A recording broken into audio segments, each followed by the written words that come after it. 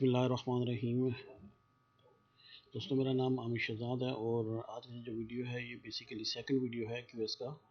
तो आज की वीडियो में जो मैं चीज़ देखने जा रहा हूँ वो है कि कौन सा डाटा हमें रिक्वायर्ड है क्वांटिटी सर्वे करने के लिए। पहले वीडियो में हम लोग थोड़ी सा आइडिया ले चुके हैं क्वांटिटी सर्वे क्या होता है और ये कितनी टाइप्स के होते हैं और इस क्वांटिटी सर्वे का क्या काम होता है। तो आज की वीडियो में हम लोग बात करेंगे कि जो हमें डाटा रिक्वायर्ड होता है इसके लिए क्वांटिटी सर्वे के लिए। तो वीडियो शुरू करने से पहले मैं अपने बारे में बताता चलूँ। जैसा कि आप डिस्प्ले पे देख रहे हैं कि ये मेरा यूट्यूब का चैनल है आमिर शहजाद 216। इसी नाम से आप मुझे यूट्यूब को सर्च कर सकते हैं। इसके अलावा ये मेरी वेबसाइट है, इसका भी सेम एड्रेस है कि आप AAMIRSHAHZAD216.com लिख के इंटर करोगे तो आप मेरी वेबसाइट पे भी पहुंच जाओगे। तो मेरी वेबसाइट पे मैंने काफ़ी चीज़ें अपलोड की हैं, जैसा कि आप देख रहे हैं सर्वे इंस्ट्रूमेंट्स के बारे में, सोकिया के हैं, लाइका के, टॉपकॉन के या निकॉन के या चाइना के कुछ हैं, इसी तरह ये जीपीएस भी हैं। तो मैंने काफ़ी डिटेल से इनके ऊपर बात की हुई है। इसके अलावा सिविल 3D ऑटोकैड के ऊपर भी मेरे हैं कुछ Q&A हैं, ये जो आप लोगों ने मुझे क्वेश्चन भेजे वो हैं। और उसके अलावा अभी लास्ट में मैंने ये टैब ऐड कर दिया है क्वांटिटी सर्वे का। तो इसके ऊपर आप क्लिक करें तो आपको मेरा लास्ट की डिटेल जो है वो यहाँ से मिल जाएगी और आज का वीडियो भी मैं इसके नीचे डाल दूँगा और हेल्पिंग डॉक्यूमेंट्स में भी। तो आते हैं अपने टॉपिक्स की तरफ। तो आज की जो मैं बात करने वाला हूँ वो है डाटा फॉर एस्टिमेट। कि एस्टिमेट करने के लिए हमें जो डाटा चाहिए वो मैंने 3 कैटेगरीज में यहाँ पे लिखा है कि हमें एस्टिमेट सीखने के लिए जो ज़रूरी है वो हमारे पास सबसे पहले तो हमें ड्राइंग का पता होना चाहिए, ड्राइंग पढ़नी आनी चाहिए। दूसरा चीज़ें हैं स्पेसिफिकेशन के कोई जो भी हमारा मटेरियल वगैरह जो इस्तेमाल हो रहा है उसकी क्या स्पेसिफिकेशन है उसके बारे में प्रॉपर पता होना चाहिए। उसकी बेस के ऊपर हम जो है वो एस्टिमेशन करेंगे।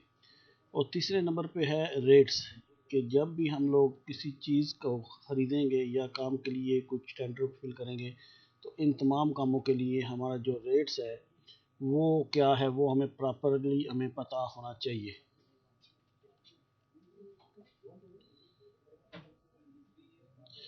तो अगर डाटा जो मैंने बात की है तो यहाँ पे अगर आप देखें ड्राइंग, तो ड्राइंग को मैंने आगे फिर थोड़ा 3 हिस्सों में तकसीम किया है। उसमें प्लान, क्रॉस सेक्शन और व्यूज़। और प्लान की अगर बात करें तो प्लान जो है वो अगर बुक की बात करें तो वो ये होता है कि अगर आप 4 फीट के ऊपर किसी चीज़ को काट के दिखाएं तो उसके बाद ऊपर से देखने के बाद जो आपको नज़र आएगा वो उसको हम प्लान बोलते हैं। क्रॉस सेक्शन किसी भी चीज़ को हम काट के देखने पे, मसलन ये अगर मैं देखें ये एक बिल्डिंग का मैंने दिया हुआ है, कुछ फ़ोटोज़ ऐड किए हैं। तो ये अगर आप देखें तो ये ऊपर से दिख रहा है, यहाँ पे आपको बेड, विंडोज़ ये सब चीज़ें नज़र आ रही हैं, वॉल्स वगैरह। तो ये कहलाता है प्लान, ठीक है। और ये इसका साइड व्यू है, यानी बाहर से खड़े होकर एक साइड का दिखाया गया है। इसी तरह क्रॉस सेक्शन है, क्रॉस सेक्शन जो है वो इसको कहीं से भी काट के हम दिखा सकते हैं। तो जैसा कि ये है, ये यहाँ पे स्टेयर केस है तो ये यहाँ से काट के दिखाया गया है। तो इसी तरह ये एक और दूसरी बिल्डिंग का फ्रंट व्यू दिखाया गया है जो फ्रंट पे हमें नज़र आएगा, या ये एक आइसोमेट्रिक व्यू है। तो इनको मैंने सिर्फ और सिर्फ यहाँ पे व्यूज़ के नाम से ऐड कर दिया है। बेसिकली क्रॉस सेक्शन या व्यूज़ एक ही आते हैं, लेकिन मैंने इनको 3 हिस्सों में कर दिया, प्लान, क्रॉस सेक्शन और व्यूज़। और इसको आप 3D व्यूज़ भी कह सकते हैं। लेकिन क्रॉस सेक्शन में 2 डायमेंशन होती हैं और जो आइसोमेट्रिक व्यूज़ होते हैं या 3Ds होते हैं उसमें 3 डायमेंशन होती है, हाइट, विड्थ और लेंथ वगैरह। तो उसके बाद अगर आगे आ जाएँ तो ये है स्पेसिफिकेशन। तो स्पेसिफिकेशन हमारे पास आमतौर पर 2 तरह की स्पेसिफिकेशंस होती हैं, एक जनरल स्पेसिफिकेशन होती है और एक डिटेल स्पेसिफिकेशन होती है। जनरल की बात करें, जैसे अगर हम कोई घर वगैरह बनाते हैं तो उसके लिए जो रेगुलर मटेरियल होता है उसके बारे में थोड़ी बहुत मालूमात होनी चाहिए। मसलन अगर हम लोग कोई डोर यूज़ कर रहे हैं लकड़ी वगैरह का तो उसके बारे में डिटेल पता होनी चाहिए कि वो किस टाइप का है। या अगर कोई एल्युमिनियम वगैरह की विंडोज़ हैं या डोर्स भी हैं तो उनके बारे में पता होना चाहिए।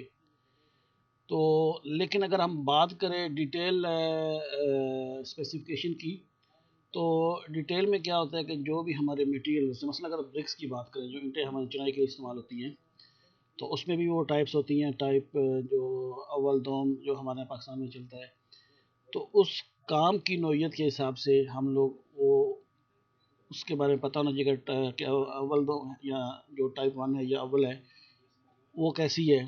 वो हम जब इसको डिटेल में बिल्डिंग को नेक्स्ट इस वीडियो के बाद शुरू करेंगे तो साथ साथ इन चीज़ों को हम मटेरियल को भी टच करते जाएंगे।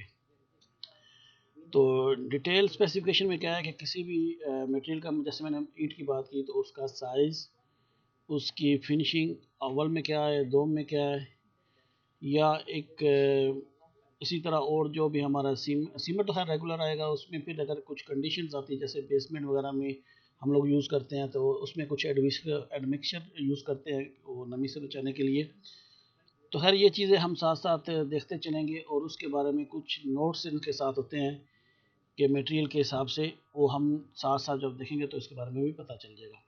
तीसरे नंबर पे चीज़ है मैंने ऐड की है यहाँ पे, वो है रेट्स। तो हमें जो रेट्स है ना उसके बारे में प्रॉपरली पता होना चाहिए कि जब हम टेंडर फिल करना जा रहे हैं या कुछ भी मटेरियल खरीदने जा रहे हैं तो हमें मार्केट्स के रेट वगैरह होते हैं। कुछ रेट्स हमें मिल जाते हैं नेट से भी, और कुछ हम लोग लोकल मार्केट में घूम के भी देख सकते हैं कि अगर देखिए दो तरह, जैसे कंस्ट्रक्शन में हम कुछ काम करने जा रहे हैं, जैसे मैंने अभी रिसेंटली अपना घर किया है तो मैंने वो लेबर रेट पे दिया था। तो वो लेबर रेट कैसे था, कवर्ड एरिया के हिसाब से पर स्क्वायर फीट, ये मैं पाकिस्तान की बात कर रहा हूँ कि पर स्क्वायर फीट के हिसाब से उसके साथ बात होगी कि इतना कवर्ड एरिया है, उसमें अभी उसको एक ड्राइंग दे दी। उसमें अब वो जो हम लोग, जैसे मैं अगर अगर अपनी बात करूँ कि हम लोग अगर किसी के लिए वो रेट लगाने हैं तो हमें सबसे पहले ड्राइंग को डीपली देखना चाहिए कि उसमें कितनी चीज़ें आसान है और कितनी कॉम्प्लिकेटेड हैं। जैसे उसमें डार्ट्स और कर्व वगैरह कुछ आ जाती हैं, कुछ गुलाइयाँ आ जाती हैं जो कि मैसन के लिए काम करना बहुत मुश्किल होता है। एक एक बाज़ का एक एक डार्ट जो है या एक एक आर्च जो है वो पूरा पूरा दिन ले जाती है। तो ये फिनिशिंग जो है, ये चीज़ें हमें डिटेल में वो ड्राइंग से चेक करनी चाहिए, उस हिसाब से रेट होना चाहिए। यानी एक घर का रेट हम दूसरे जगह पे सेम नहीं डाल सकते।